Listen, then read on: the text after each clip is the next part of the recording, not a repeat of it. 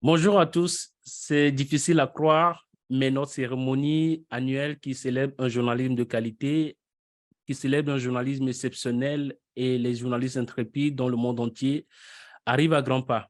Et c'est le 2 novembre. En cette date, nous célébrerons l'édition 2023 de l'hommage de l'ICFJ aux journalistes. Pourquoi je partage cette annonce avec vous? Parce que cette année, l'une de nos lauréates est une journaliste d'Afrique francophone. Elle est originaire du Burkina Faso et travaille pour le quotidien gouvernemental Sidwaya, qui veut dire Voici la vérité en langue morée. Elle, c'est Mariam Ouedraogo, lauréate du prix international de journalisme ICFJ Night 2023. Elle est également lauréate du prix Bayeux des correspondants de guerre en 2022. Félicitations, Madame Ouedraogo, et merci de participer à ce webinaire que nous organisons. Yes. Bienvenue à tous les participants. Si c'est la première fois que vous me découvrez, je suis Kossi Balao, le directeur du forum du Centre international pour les journalistes qui organise ce webinaire. Alors, de quoi va-t-on parler? Eh bien, de la couverture des sujets traumatisants et difficiles. En l'occurrence, comment médiatiser le calvaire des femmes victimes d'actes terroristes, comment enquêter sur les exactions dont elles sont victimes, comment recueillir leurs paroles. Mariam Ouedraogo est une journaliste qui s'est distinguée dans ce travail en réalisant une série d'articles sur l'impact dévastateur de la guerre sur les civils dans un Burkina Faso déchiré par le conflit. Ces histoires ont mis en lumière le traumatisme épouvantable subi par les femmes battues et violées par des militants islamistes dans ce pays d'Afrique de l'Ouest et les conditions déplorables des enfants nés de ces agressions brutales. Au cours de ce webinaire, Madame Ouedraogo partagera avec vous les stratégies pour enquêter sur ce sujet difficile, les stratégies pour enquêter sur la violence et la misère humaine et comment vous y prendre pour recueillir la parole des personnes souvent victimes de ces atrocités. Elle vous expliquera également comment convaincre sa rédaction d'aller enquêter sur ces sujets souvent ignorés et qui ne font pas fréquemment la une des médias, et aussi comment, bien éventuellement, gérer son propre trait.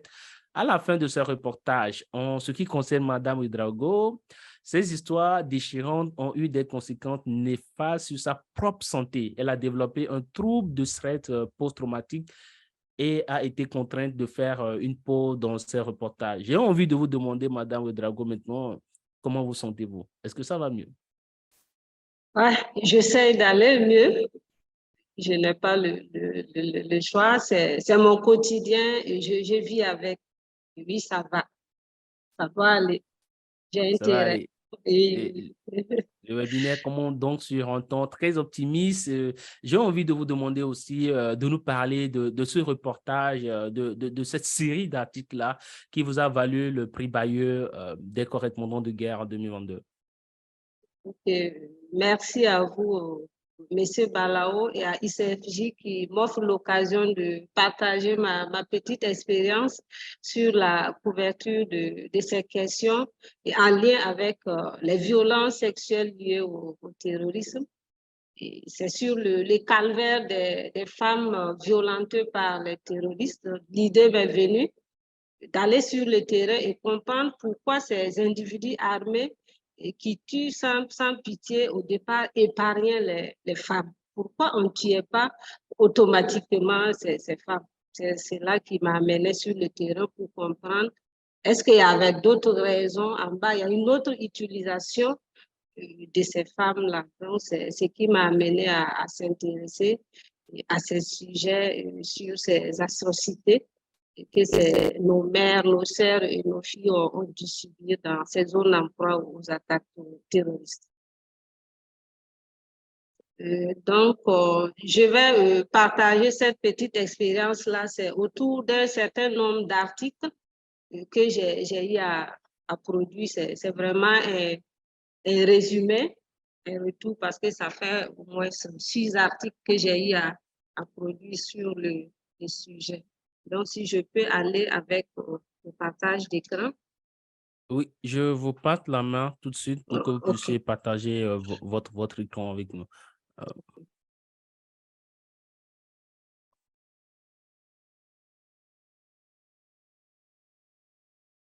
Maintenant, c'est bon, vous pouvez partager votre écran. Ok.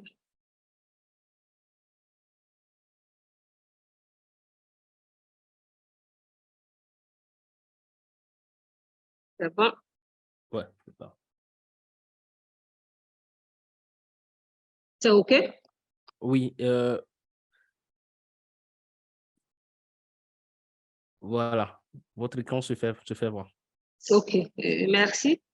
Euh, comment, le sujet de ce matin, c'est comment médiatiser le calvaire des femmes victimes de terrorisme.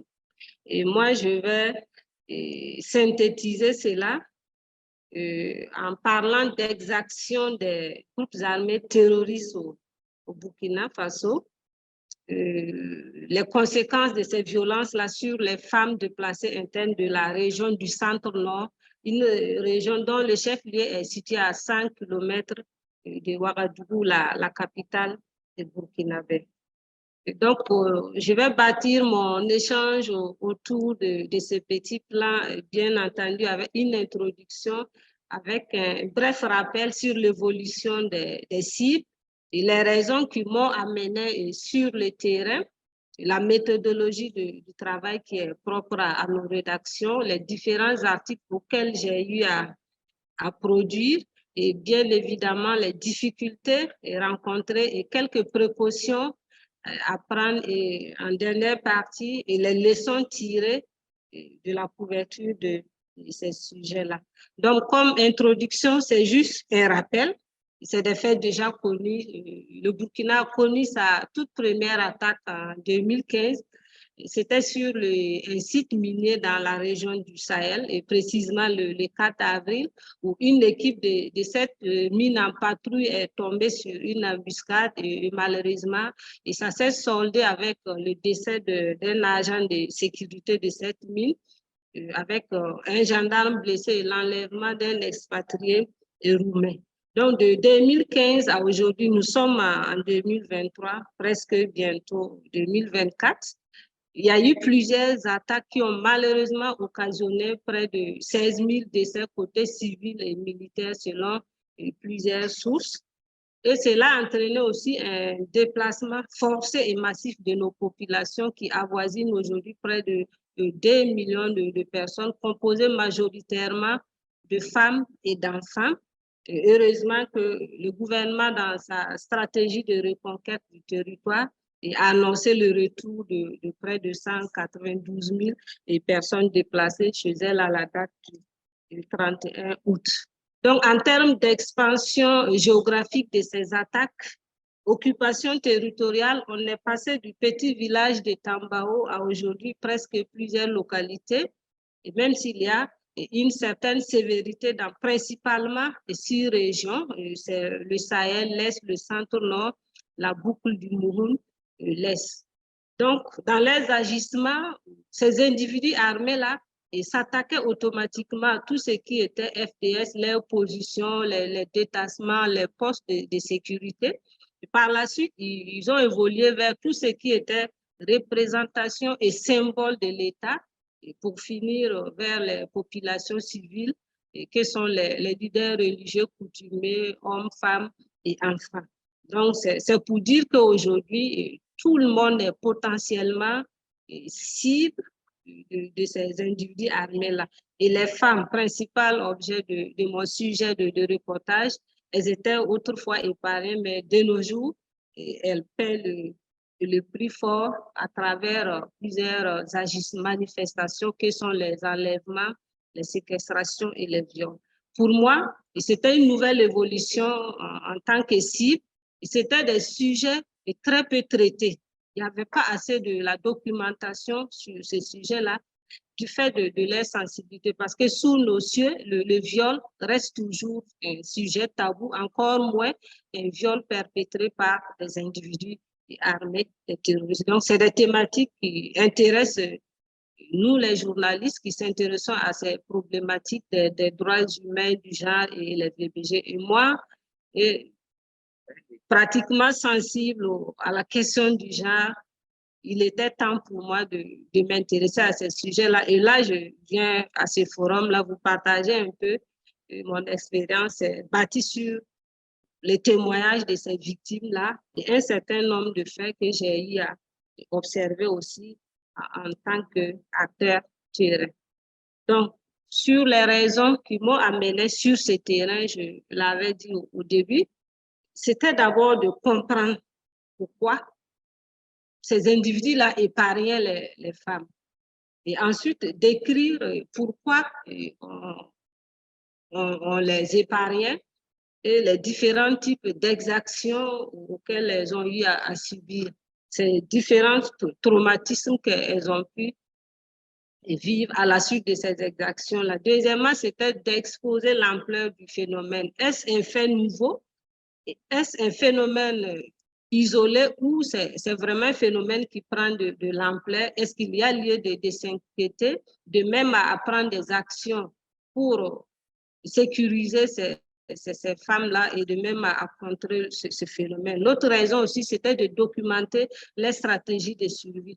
Comment ces femmes qui ont tout perdu, qui ont quitté leur localité, vont s'adapter à leur environnement, leur nouvel environnement en tant que rescapés de l'enfer terroriste. Voilà ce qui m'a amené sur ce terrain. Donc, en termes de méthodologie, une fois les sujets choisis, il fallait d'abord convaincre la rédaction et cela s'est fait à travers un projet de reportage. Ce sont des papiers que nous appelons des PIP, papiers d'initiative personnelle. Souvent, la rédaction vous confie des sujets, mais le journaliste aussi peut prendre l'initiative de produire un certain nombre de sujets. Donc, convaincre la rédaction à travers, démontrer la pertinence et l'opportunité de traiter d'un tel sujet. Une fois qu'on a le OK, on y va sur le terrain à travers les repérages, les entretiens avec les différentes personnes. Et cela aboutit à la publication de 6 articles de presse.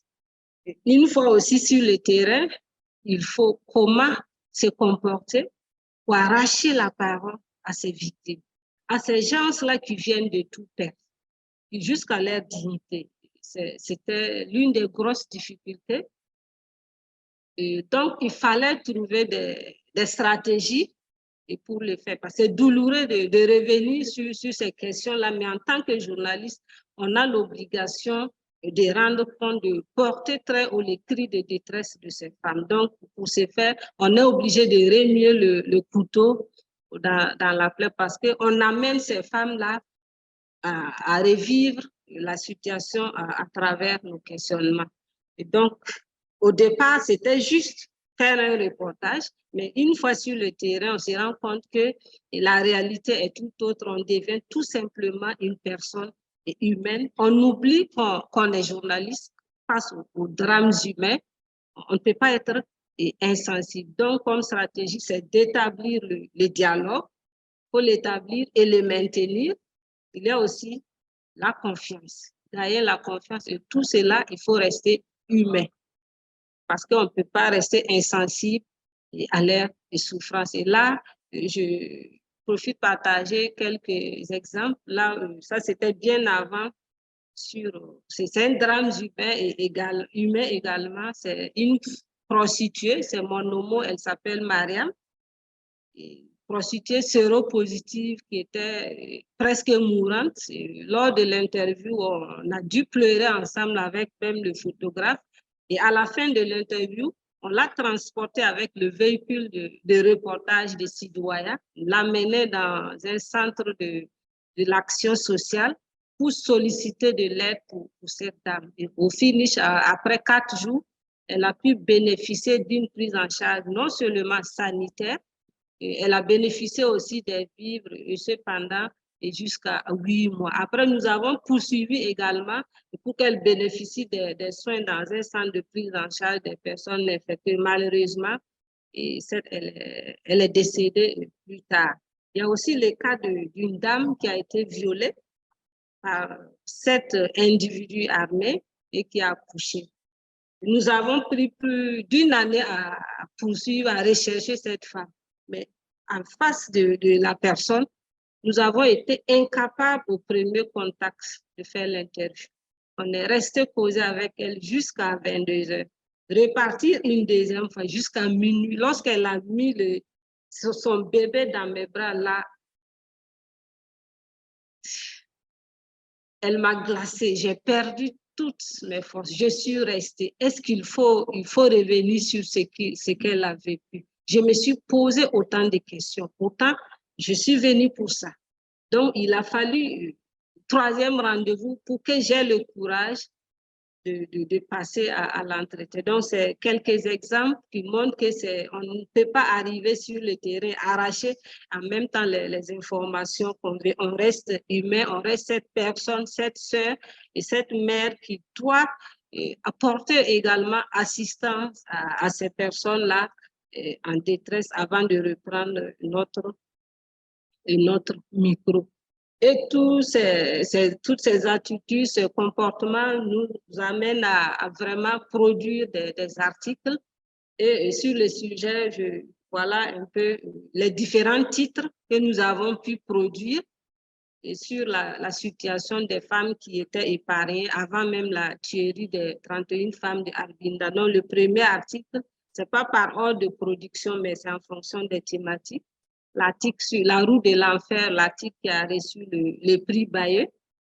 Il y a eu le viol des femmes par des Annie, ça c'était en 2019. Il y a aussi un article sur les grossesses et les bébés lourds apportés, l'avortement ou le suicide, non coupable mais répudié, et aussi la prostitution de ces femmes. Comme premier sujet, c'est vraiment le bastonnade. Et là, nous avons rencontré un groupe de femmes. Nous avons mené l'entretien le 25 décembre, un jour de Noël. Pendant que les gens étaient en fête, nous, on était en pleurs. J'étais avec une cinquantaine de femmes et ce n'était pas la joie chez nous. On a oublié qu'il fallait fêter la naissance du petit Jésus. Donc, nous, on avait autre chose à faire ensemble. Et donc, ces femmes-là nous racontent leur calvaire. Elles ont rencontré un groupe terroriste qui les a châtiées à des coups de fouet allant de 10 à 20. Et c'est en fonction vraiment de leur aspect physique et de leur âge. Là, j'ai un témoignage d'une victime qui a reçu plus de coups. Elle en a reçu 25 et parce qu'elle a caché ses deux portables sous ses pieds parce qu'on les avait dépouillés de tout ce qu'elles avaient et même les chaussures qui leur servaient de protection contre le sol brûlant, les épines. Les habits qui leur servaient de porte-bébé ont été arrachés par ces individus-là. Donc, on les a fouettés. Il y avait trois raisons parce qu'elles ont bravé l'ultimatum. On les avait donné un ultimatum de quitter. Elles n'ont pas, elles y sont restées.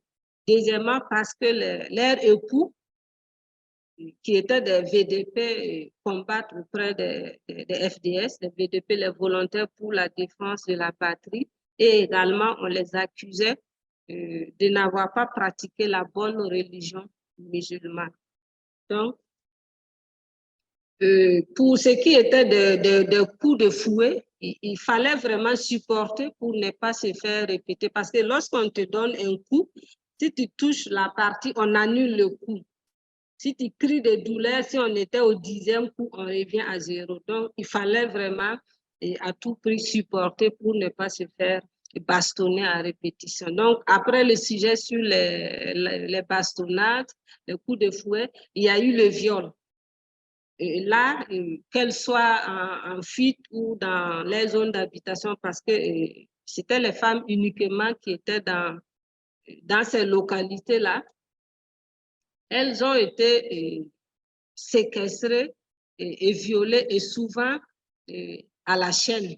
Elles sont violées par plusieurs personnes. Et là, nous avons un témoignage des victimes et souvent on introduit des objets contondants dans les parties intimes pour les personnes que ces terroristes-là estiment et laissent. Là, le témoignage d'une qui a assisté à l'arrivée de la victime dans le centre de santé, elle dit ils ont d'abord introduit leur bois dans son vagin. Constatant qu'elle ne saigne pas, ils ont récidivé, cette fois à l'aide d'un couteau qu'ils remuaient et le sang a coulé. C'était horrible.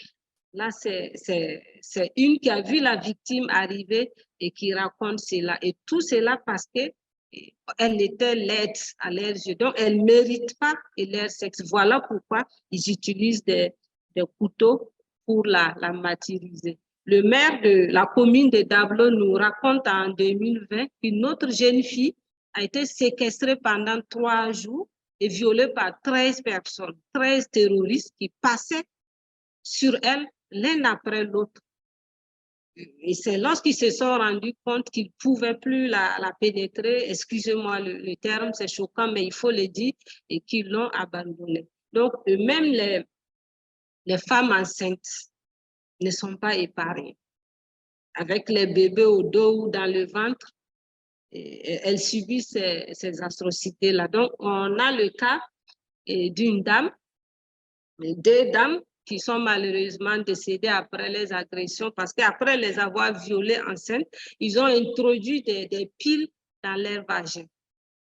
L'autre aspect aussi, c'est une dame qui était presque à terme. 8 mois de grossesse et 28 jours, elle a été violée par les assassins de son époux parce qu'elle est repartie après le drame pour chercher quelques effets et malheureusement, elle est tombée sur ces derniers-là et elle a subi le viol. Elle a pu accoucher sans difficulté 3 jours après.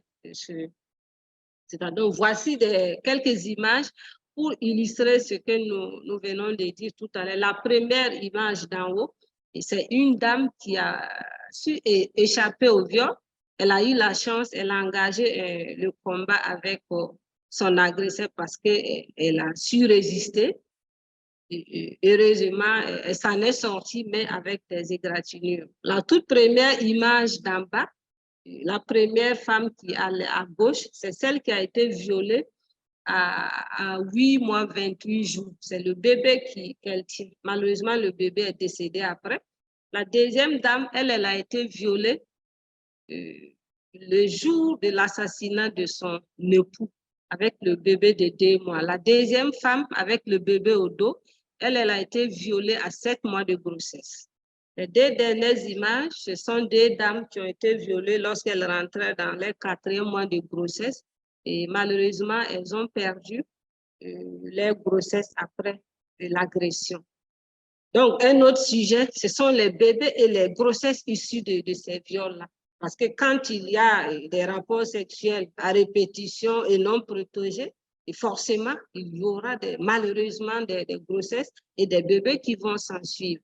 Et là, moi, je trouve que c'est une grosse souffrance de savoir qu'elles vont mettre au monde, elles portent un bébé de ces agresseurs-là qui ont tué les maris, égorgé les enfants, incendié les villages et les a contraints aujourd'hui à s'exiler dans leur propre pays et comme personnes déplacées internes.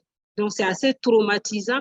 On a le cas de Salah, c'est un surnom, qui a été violée par les 3 assassins de son époux. Au départ, elle était plus préoccupée par la perte de son époux que de sa propre situation. C'est plus tard, elle s'en est rendue compte qu'elle était enceinte. Elle a voulu s'en débarrasser, mais malheureusement, elle a dépassé le délai requis pour bénéficier d'un avortement sécurisé. Il y a aussi des élèves qui malheureusement se trouvent dans cette situation-là où elles cherchent à avorter parce que c'est difficile de porter ça. Donc, c'est des caricatures pour illustrer les viols collectifs, comment ça se déroule. Ça, c'est la première image.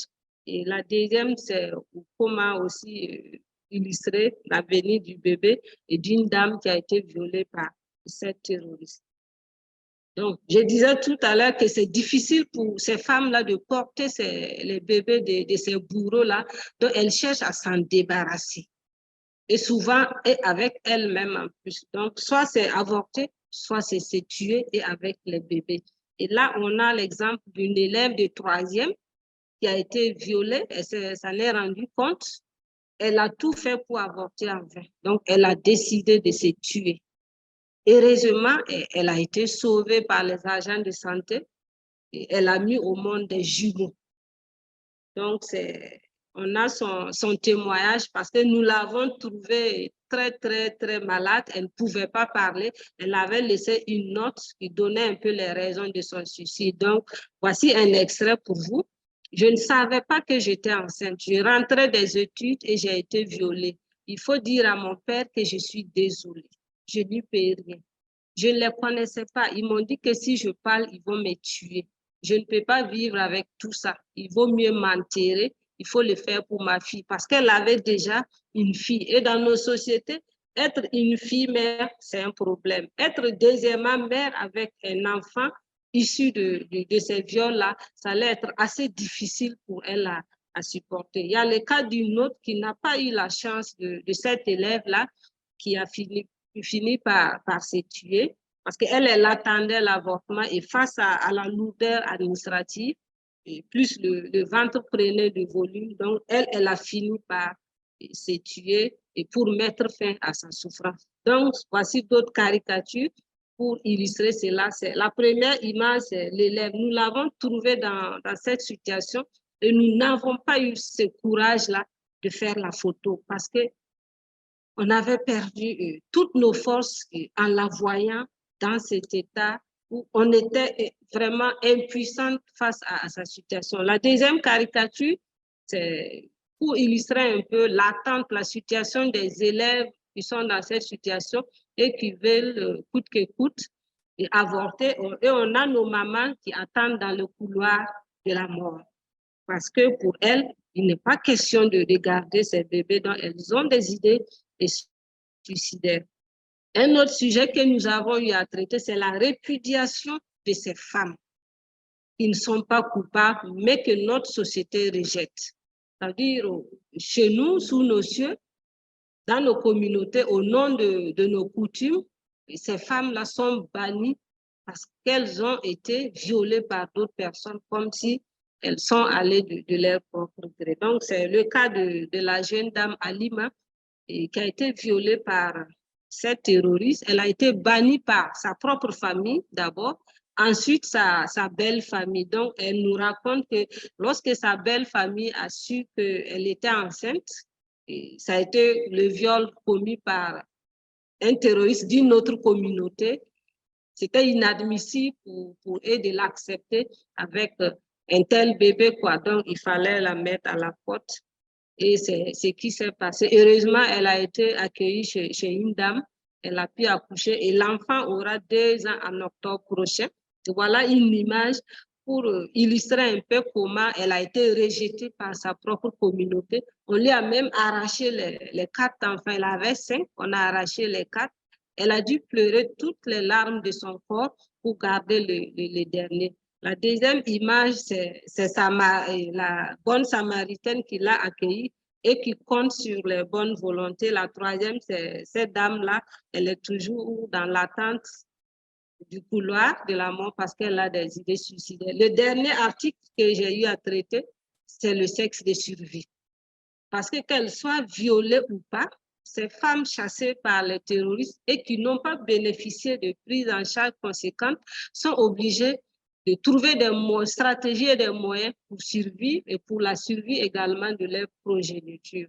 Donc, d'autres sont obligés de se vendre à vil prix et à qui le veut, à 500, 300 et souvent même contre un plat de riz. Nous l'avons expérimenté, nous avons fait le trottoir à Kaya, où on a eu un client qui voulait nous passer toute la nuit avec moi avec contre 500 francs. Et bien évidemment, c'était juste pour comprendre, sinon je ne suis pas allée jusqu'au bout. Et déjà, les jeunes de Kaya se disent fatigués de coucher avec ces femmes-là qui sont très, très, très moins chères parce qu'avec 5 000 francs, on a accès à une dizaine de femmes. Et pour eux, si tu leur donnes 1 000 francs, tu es très généreux et le lendemain, et ce sont elles-mêmes qui vont t'appeler. Donc, il y a des images. La première image, c'est 2 dames et chacune a 2 enfants. Les 2 sont des sœurs. Par la force des choses, elles sont devenues des chefs de ménage et des collègues de trottoir pour la survie de leur progéniture. Et voilà les stratégies. Elles utilisent la pilule. Elles se cotisent, elles payent une plaquette ou elles utilisent avant d'aller sur le terrain. La troisième image, c'est une dame qui s'est fait engrosser et après un rapport sexuel monnaie à 2 000 francs. Donc, C'est juste revenir sur les difficultés et rappeler que la réalisation de ces différents articles-là ne s'est pas fait sans difficulté. La principale, c'était le manque d'informations et sur le terrain pour documenter. Parce que c'était des faits nouveaux ou des faits cachés. Donc, il y a eu de la rétention de l'information au niveau de l'administration publique et surtout les services sociaux. Malgré l'autorisation que nous avons eue au niveau central, nous n'avons pas pu avoir accès à des informations sur le terrain. Il y a l'insuffisance des données et aussi la sensibilité du sujet fait que ça demande beaucoup de temps et de moyens, alors que nos rédactions ne nous donnent pas conséquemment le temps et le moyen pour produire des sujets. L'autre grosse difficulté majeure a été sur le plan sanitaire, parce que juste après les entretiens terrain pour les 2 premiers reportages en 2019, moi, j'étais déjà impactée. Et là, ça a bouleversé ma vie à jamais. Et on m'a diagnostiqué un traumatisme vicariat, qui est un transfèrement de souffrance de la part de ces femmes. Et cela m'a valu une pause en 2021. J'ai dû faire une pause de près de 11 mois. Aujourd'hui, je vis toujours entre des crises d'asthme. Mais cela ne m'a pas empêché. C'est juste après ces 2 articles, je suis repartie encore sur le terrain et c'est ce qui m'a permis de produire 4 autres articles et sur les sujets. Donc, pour moi, il était nécessaire de mieux se préparer avant d'aller sur ce terrain-là. Parce qu'au début, c'est pas que j'ai pris ces sujets à la légère, mais je ne m'attendais pas à ces atrocités-là. Pour moi, c'est un reportage habituel et comme les autres. Et donc, pour quelques précautions à prendre, il n'y a pas de formule magique. On a l'habitude de dire que c'est les conséquences qui conseillent. Donc, c'est dans la douleur qu'on apprend. Donc, mais la règle d'or en journalisme, on nous dit toujours de respecter nos sources. Il faut les protéger pour pouvoir maintenir cette confiance-là et ne pas la perdre.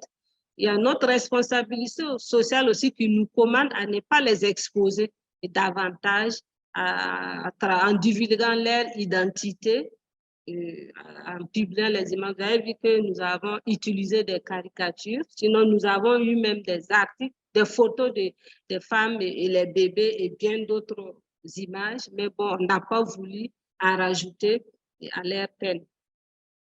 Donc, sur le terrain, personnellement, avec le journaliste, il fallait avoir un confident, que ce soit à la rédaction ou à l'extérieur, qui nous oriente en cas de difficulté. On donne notre position ou s'il y a lieu de replier et on les fait.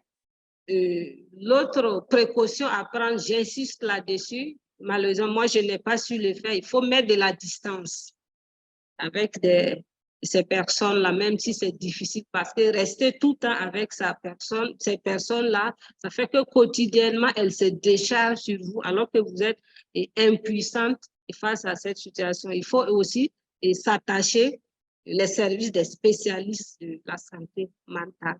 Maintenant, pour conclure, ce que j'ai retenu comme leçon par rapport à ces sujets-là, c'est un sujet pas facile à traiter. Il n'est pas aisé de raconter ces viols, surtout en tant que femme. C'est comme si on se faisait violer à chaque témoignage de ces femmes. On vivait le viol à leur place et c'est assez douloureux. Donc, mais pour moi, il fallait le faire. Il fallait s'aventurer là-dessus pour faire porter ces faits-là à la connaissance parce que ça peut amener des actions en faveur de ces femmes. Un autre aspect, c'est vraiment inviter mes consoeurs à s'intéresser à ces sujets sociaux. Et parce que sous nos cieux, c'est tous ceux qui font de l'investigation. On croit que quand on dit investigation, c'est seulement les sujets en lien avec les scandales financiers et politiques, les détournements et tout. On a du mal à accepter ces articles-là sous l'angle d'investigation. Donc, il faut que les patrons de presse encouragent les journalistes dans la production de cette. Ce sont des sujets, certes, qui ne rapportent pas de l'argent, mais c'est des articles de fond qui appellent à des prises de décision et appellent à des changements. Donc, c'est aussi inviter les médias et des organisations de médias comme ICFJ et bien d'autres à s'investir aussi dans la santé mentale des journalistes qui vivent, qui sont hantés quotidiennement par les atrocités qu'ils reçoivent de la part de ces victimes-là. Ainsi, voilà un peu une des différents articles qui ont été publiés sur Citoyen, qu'on peut retrouver sur le site de Citoyen. Je vais m'en arrêter là et vous dire merci pour cette opportunité et de partager cette petite expérience-là. Et je reste disponible pour la suite des échanges. Merci à vous et encore merci à tous ceux qui nous suivent. Merci. Merci beaucoup, Mariam Ouédraogo, pour ce témoignage si poignant. En vous écoutant, on a l'impression de vivre ces atrocités qui sont innommables. Je pense même que si on utilise le terme enfer ou calvaire, tragédie, ces termes sont insuffisants face à cette réalité, face à ces événements que ces femmes ont dû subir, qu'on peut même qualifier à juste titre d'inhumain. Je me demande comment on s'en sort après avoir vécu ces choses, d'écouter ces femmes, après avoir été témoin de ce que ces femmes-là ont vécu, après avoir été en contact avec elles. Je pense qu'il est impossible de s'en sortir indemne. On est hanté par ce qu'on a dû écouter et ce qu'on a vu. Et ça laisse forcément des conséquences psychologiques sur sa propre personne. Et on se demande, est-ce qu'il faut encore retourner sur le terrain? Mais en tant que journaliste, on est obligé, contraint quelque part, de raconter parce que nous sommes l'œil du public.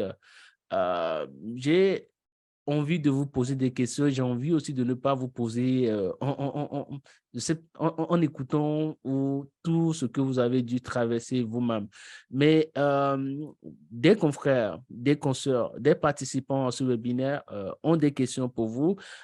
L'une d'entre elles vous demande de quelle protection bénéficiez-vous pour échapper aux représailles des auteurs de ces atrocités? Lorsque vous, journalistes, vous rendez sur le terrain, de quelle protection bénéficiez-vous pour ne pas subir ce qu'ont déjà vécu ces femmes? Je peux aller?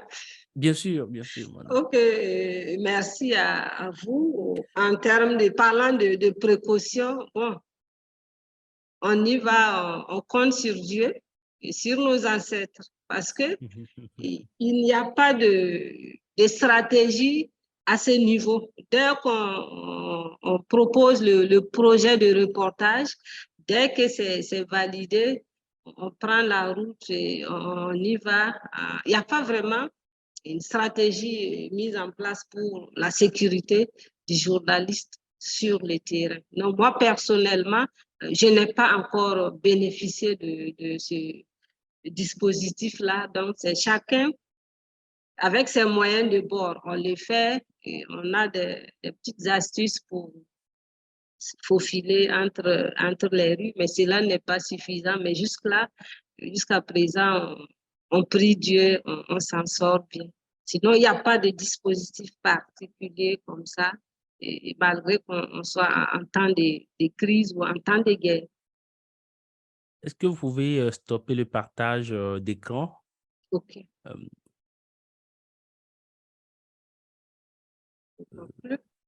Mettre fin au Vous partage pouvez le d'écran. faire là-bas?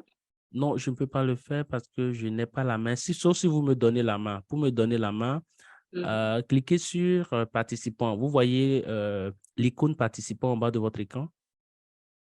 L'icône participant.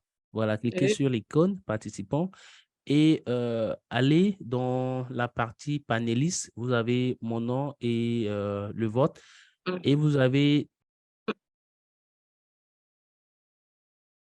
Oui, vous c'est avez bon? 3 petits points. Voilà, vous avez 3 petits points à côté de mon nom. Vous cliquez dessus et vous me nommez animateur, tout simplement.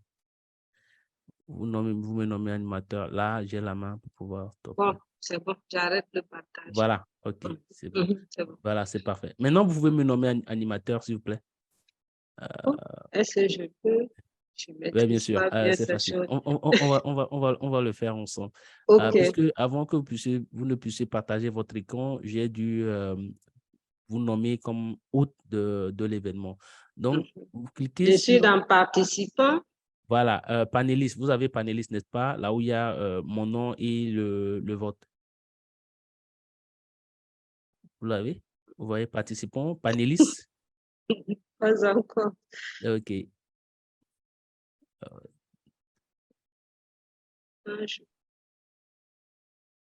C'est bon? Invité. Je peux inviter.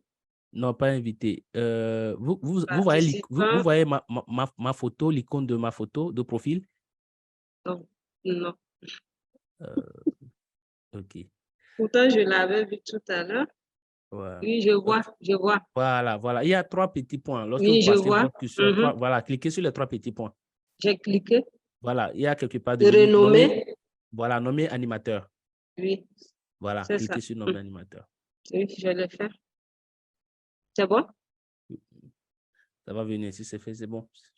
Oui, Bon. c'est fait. Voilà, c'est fait. Parfait. Nous en sommes sortis. OK, merci. La technologie. Ouais. Bon, voilà. La question qui était posée était celle de savoir si vous bénéficiez de quelque protection que ce soit lorsque vous rendez sur ces lieux de reportage. Mais est-ce que vous n'êtes pas munu d'une autorisation de la part des autorités? Est-ce que vous n'informez pas peut-être les autorités locales de ces milieux? Vous dites que lorsque vous êtes rendu dans ces milieux-là, par exemple, il y a eu rétention d'informations de la part de l'administration publique, des services sociaux. Est-ce qu'ils étaient informés à l'avance? Est-ce qu'il y a eu peut-être une force de l'ordre où vous avez averti quand même les forces de l'ordre que voilà, il y a une journaliste, vous travaillez quand même pour la presse gouvernementale. Est-ce qu'ils sont alertés? Est-ce qu'ils sont informés? Est-ce qu'il y a des autorités qui sont au courant de votre présence au centre nord de Burkina Faso? OK. Par rapport à cette question, je dirais que oui, parce que lorsqu'on identifie les personnes ressources, on adresse des correspondances à des structures. Et là, pour ce reportage, en plus des associations, des organisations de défense des droits des femmes, nous avons adressé une correspondance au ministère de l'Action sociale et de la Santé. Nous avons eu les autorisations.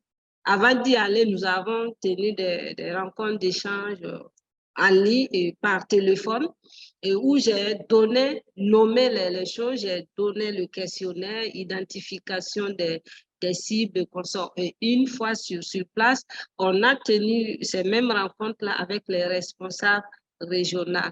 Mais c'est dans la pratique, on a compris qu'il y avait, puisqu'on n'a pas pu mener les entretiens avec certaines personnes, donc on a compris qu'il y avait une volonté affichée de ne pas nous communiquer certaines infos, parce qu'on ne peut pas se présenter avec une autorisation du niveau central et ne pas pouvoir faire les entretiens qu'on veut sur le terrain avec des acteurs qui sont déjà informés et à l'avance. Sinon, il n'y a pas une information préalablement comme ça. Lorsqu'on a l'autorisation, on a un ordre de mission, on arrive dans la localité, on part viser l'ordre de mission et on part sur le terrain à la rencontre des acteurs et les personnes que nous avons auparavant ciblées et identifiées. Bon, ça se passe comme ça.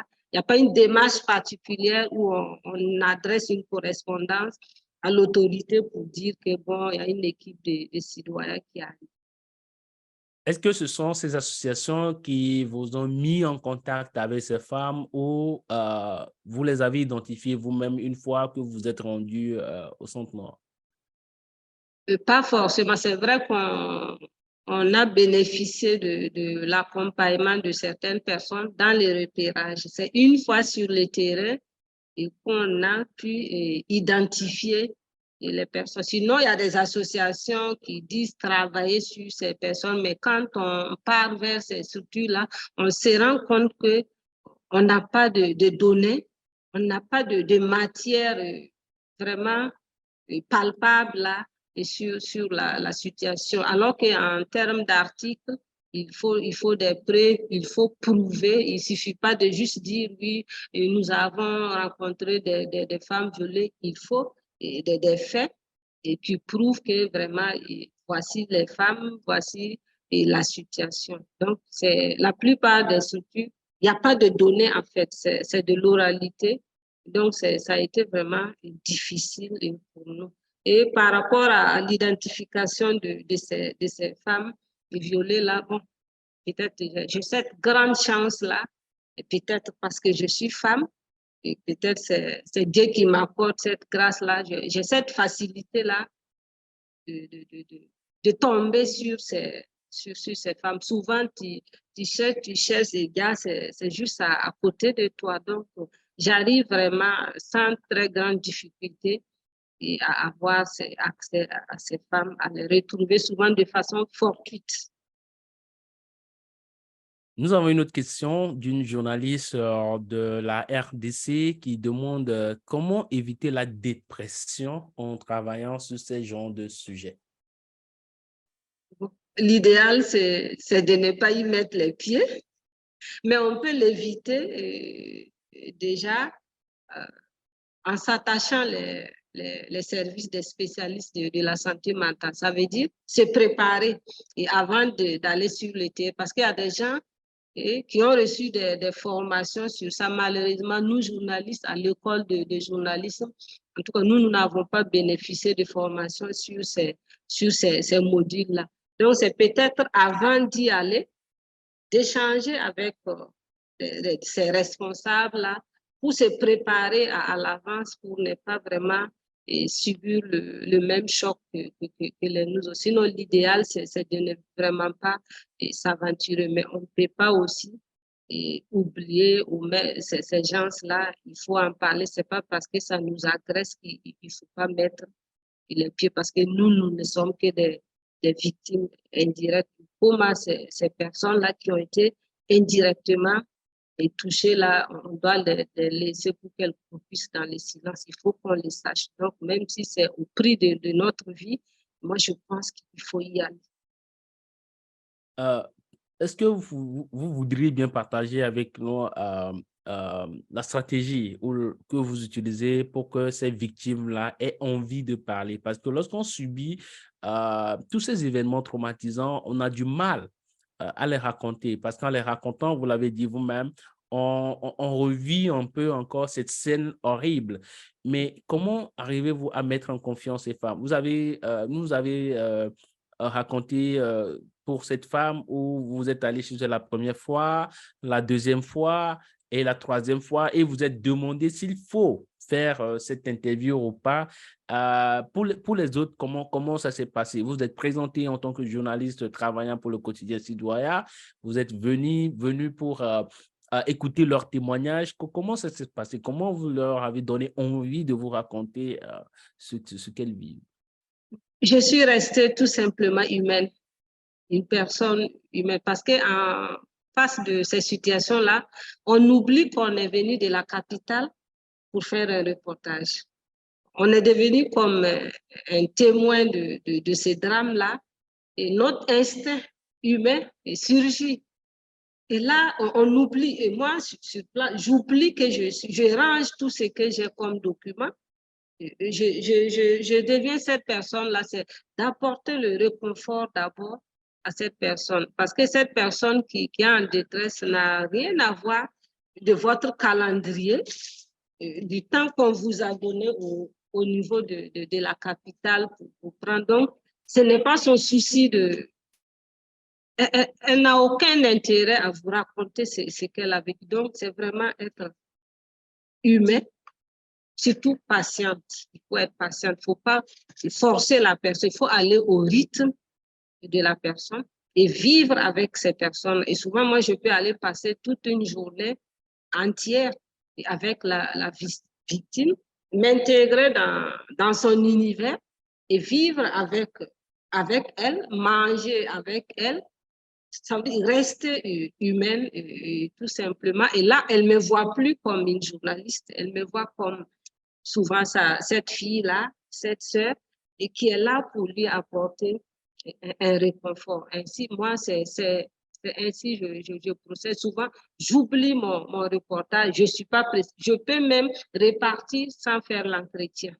Là, je me dis que j'ai tout mon temps et avec cette personne-là. Donc, et une fois que la confiance est établie, et souvent même, bon, elle vous donne des informations dont vous n'imaginez même pas avoir. Elle se lâche et là, et c'est difficile de les arrêter, quoi. Il faut rester humain, tout simplement.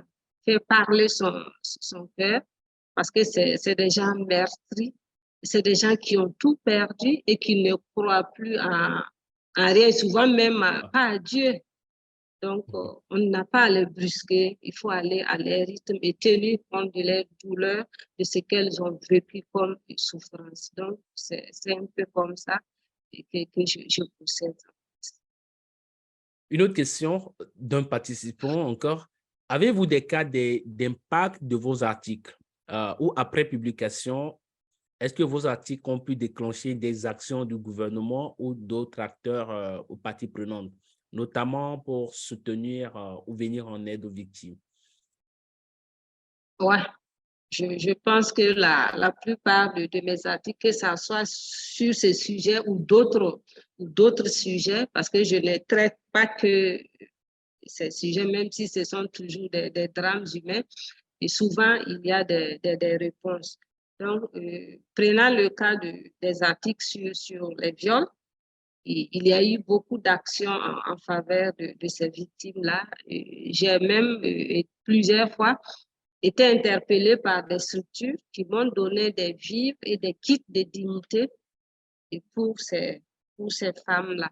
Et parallèlement avec mes collègues au service et des amis, nous faisons des collectes de vêtements pour ces personnes. Avec 3 personnes, l'année passée, nous avons pu organiser un arbre de Noël au profit des enfants et déplacés internes. Il y a des dons aussi ponctuels. Et je me réjouis qu'au niveau du ministère de l'Action sociale, et en septembre passé, il y a eu l'organisation d'un séminaire gouvernemental pour se pencher sur la question de ces violences sexuelles liées au terrorisme. Ils ont réuni tous les praticiens du droit pour questionner tous les textes en faveur de ces femmes. Et tout récemment, je viens d'apprendre qu'au niveau du ministère de l'Action sociale, en partenariat avec l'INFPA, il y a un comité qui a été mis en place pour prendre en charge ces femmes-là. Je ne peux pas dire ici directement que c'est lié, mais quand on regarde, on lit entre des livres, on pense que ça a de l'impact, ça pousse à des décisions, même si souvent on ne viendra pas vous dire ouvertement et que c'est suite à la publication de vos articles. Mais après la publication, on se réjouit de toute initiative en faveur de ces femmes. Il y a beaucoup d'actions qui sont faites et souvent même dans le silence en faveur de ces femmes. Et là, il y a beaucoup d'associations de femmes et, qui le font de façon vraiment dans le silence. La journaliste qui a posé la question sur la protection, elle revient encore et elle dit ceci. Je reviens sur la protection. En temps de crise, même après avoir publié l'article, le journaliste court toujours un risque. Est-ce que vous ne pensez pas qu'il est nécessaire pour vous de vous protéger? C'est la question de la journaliste. Le risque zéro n'existe pas, même si on est en temps de crise, même si on ne quitte pas chez toi, on peut être victime d'enlèvement ou quoi. Bon, c'est notre souhait, mais bon, quand on n'a pas ces moyens, on tâtonne, on compte toujours sur Dieu et nos ancêtres. Sinon, l'idéal serait que et surtout qu'on est en temps de crise, qu'on pense également aux médias qui peuvent être aussi des potentiels cibles, et surtout quand on est sur les terrains, et ce n'est pas évident. Mais bon, pour l'instant, peut-être qu'on va y penser. Mais bon, peut-être à travers des actions de plaidoyer, pousser nos organes et d'autres structures fêtières des médias et à pousser plus pour qu'il y ait des dispositifs sécuritaires. Même quand on remarque, même dans nos médias, le dispositif sécuritaire n'a pas changé. Donc, ce n'est pas sur les journalistes qu'on va mettre. Et si dans la structuration d'ensemble, il n'y a pas eu de changement, ce n'est pas au niveau individuel et que cela va être perceptible, quoi. Donc, c'est la réalité sous nos cieux, en fait. Je ne sais pas si j'ai bien répondu à sa préoccupation. Elle est toujours connectée et vous suit. Je pense que si c'est le cas, elle n'hésitera pas à soumettre son avis. Nous avons une autre OK. question posée en commentaire sous la vidéo, on dirait dans notre groupe privé sur Facebook. La question est dit ceci, du retour de terrain, comment êtes-vous organisé pour bien et vite écrire l'article, vu que vous avez eu beaucoup d'informations intéressantes? Ouais. Une fois de retour, moi, je pense que j'ai eu du temps avant d'écrire parce qu'il fallait d'abord, il y a des choses qui m'arrivaient, je ne comprenais pas ce qui m'arrivait en fait. Donc, j'ai déposé ce que j'avais comme information d'abord afin de mieux comprendre ce qui se passait dans ma tête parce que je n'étais plus moi-même. Je me demandais ce qui m'arrivait. Donc, je n'arrivais même plus à écouter les témoignages. J'avais peur de ce que j'avais comme information parce que ça me hantait. Et lorsque je mets les entretiens pour retranscrire, à chaque fois, je suffoquais.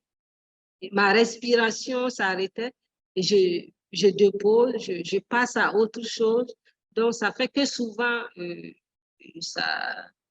ça prend du temps pour rédiger, surtout la transcription. Comme la plupart, c'est en langue nationale, donc il faut d'abord mieux les comprendre d'abord et avant de les retranscrire.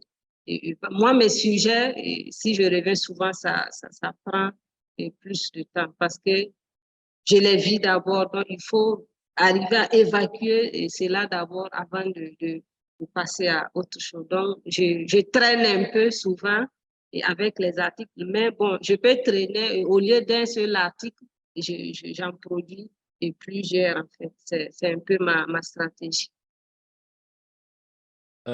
Nous avons une autre question, mais avant de vous poser cette question, quel conseil donneriez-vous aux journalistes qui veulent couvrir les mêmes sujets? Est-ce qu'il faut, comme vous, en faire toute une série d'articles?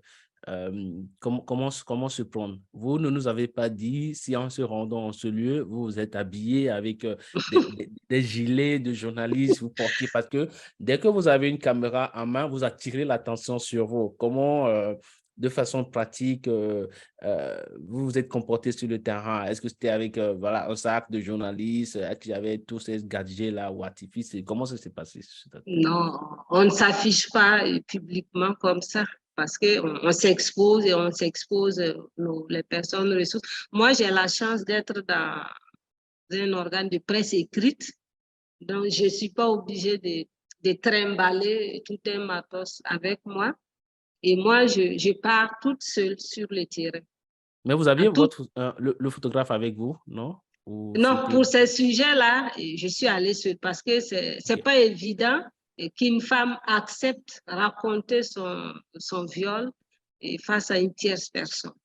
C'est difficile. Et moi, nos entretiens avec les victimes ne se passent pas comme une interview classique. C'est juste des échanges où on verra. Ça veut dire ça, il faut le faire de façon discrète. Parce que lorsqu'on est là avec un dictaphone, on enregistre, on pose des questions, ça peut attirer l'attention des passants et petit à petit, il y aura tout un regroupement autour. Donc, je pars toute seule sur le terrain pour ne pas exposer une grosse équipe.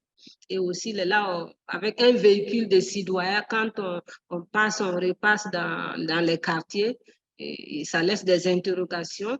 Donc, je m'habille comme personne ordinaire, je m'habille comme les gens du milieu, parce qu'il faut s'adapter aussi à ça. On n'arrive pas à ces lieux-là en grande dame, en portant des mini-jupes, des talons, des trucs comme ça. Il faut arriver à s'intégrer dans le milieu pour ne pas se faire remarquer au premier passage.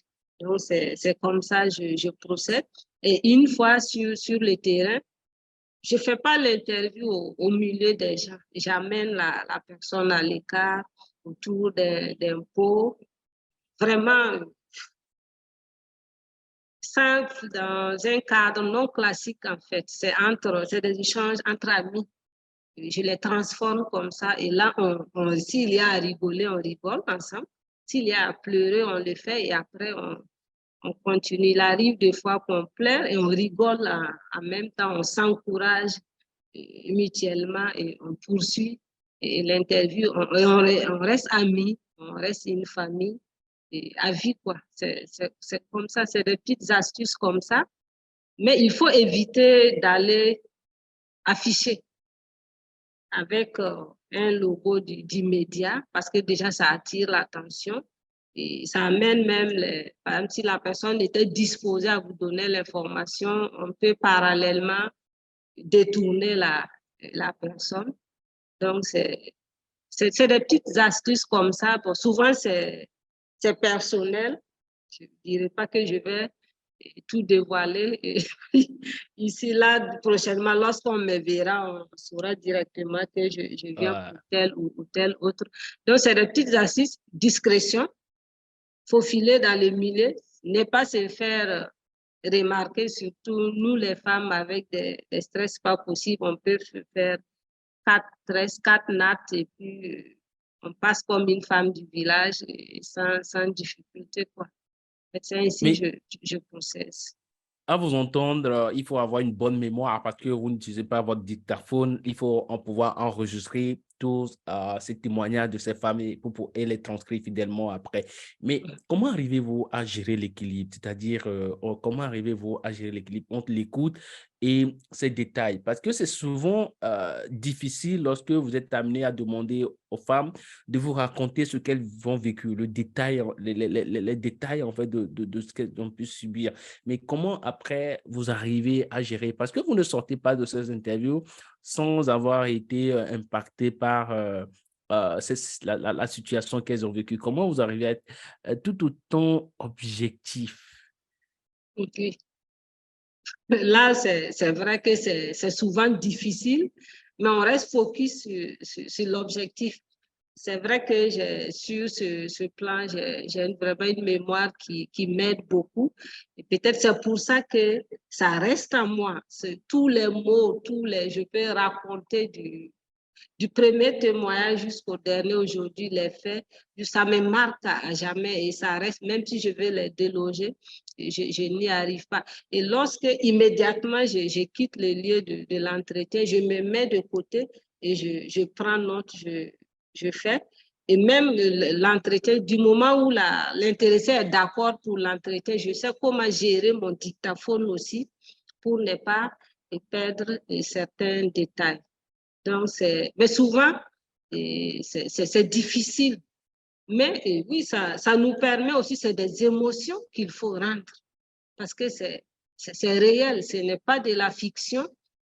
Ça nous permet de relater les émotions réelles de cette personne. Si elle m'a dit, donné cette phrase en pleurant, il faut que je le dise. Si c'est en rigolant aussi, même si c'est avec sarcasme, il faut le dire. Donc, l'équilibre n'est pas être actrice dans l'article. Souvent, c'est difficile, surtout quand on est femme. C'est comme si on racontait son propre viol, même si on ne l'a pas vécu, mais indirectement, on est violé. À chaque témoignage, moi, je me sens violée. C'est comme si c'est difficile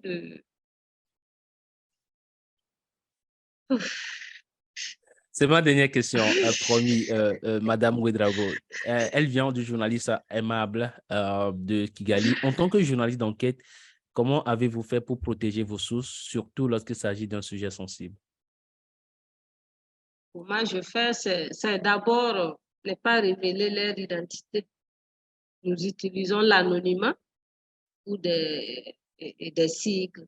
Et le plus souvent, on cite juste la localité. Souvent aussi, bon, faut pas rester dans l'anonymat. Donc, ça peut être ressembler à des trucs fabriqués alors que c'est des faits réels.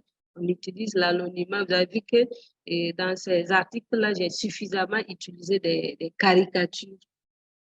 Sinon, j'ai des photos de ces femmes-là, des enfants où on était ensemble et tout, des très belles images qui pouvaient mieux illustrer leur situation.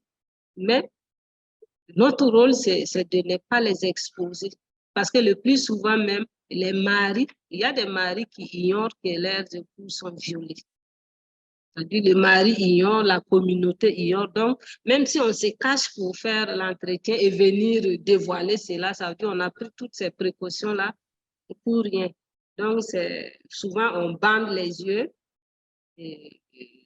L'anonymat, c'est notre façon aussi Et même au de niveau de ne nom, même au niveau des noms, vous utilisez des Oui, emprunts. oui, oui, c'est des noms d'emprunt et souvent même, si j'utilise d'autres noms qui n'ont rien à voir, et souvent si elle est catholique, je peux utiliser un nom musulman, si elle est ainsi de suite. Bon, c'est des trucs comme ça pour ne pas amener les gens directement sur la victime Ah. qui est amenée à se reconstruire une autre vie qui doit se repositionner. Donc, si on l'expose déjà, et comme ça, surtout l'enfant, tôt ou tard, ça peut avoir des répercussions sur cet enfant-là et aussi sur l'époux qui ignore. Peut-être une fois si c'est connu, on va la répudier. Donc, moi, mon rôle, c'est de ne pas la retirer de sa communauté. Donc, c'est l'anonymat, on masque les yeux et aussi on tend de plus en plus vers l'utilisation des caricatures. Je pense que c'est mieux ainsi, quoi.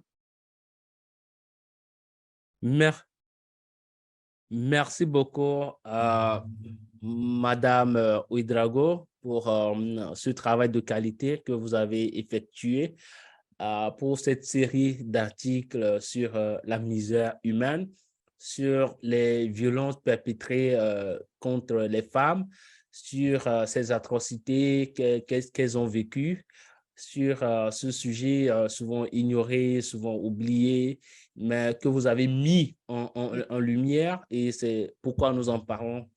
Merci beaucoup pour ce témoignage que vous avez partagé avec nous. On a l'impression, encore une fois, de vivre tout cela et on se demande comment on s'en sort sans être hanté. Et est-ce qu'un jour même on peut finir par oublier cette histoire? Je pense que c'est des scènes, c'est des témoignages qu'on porte à vie et qui nous marquent.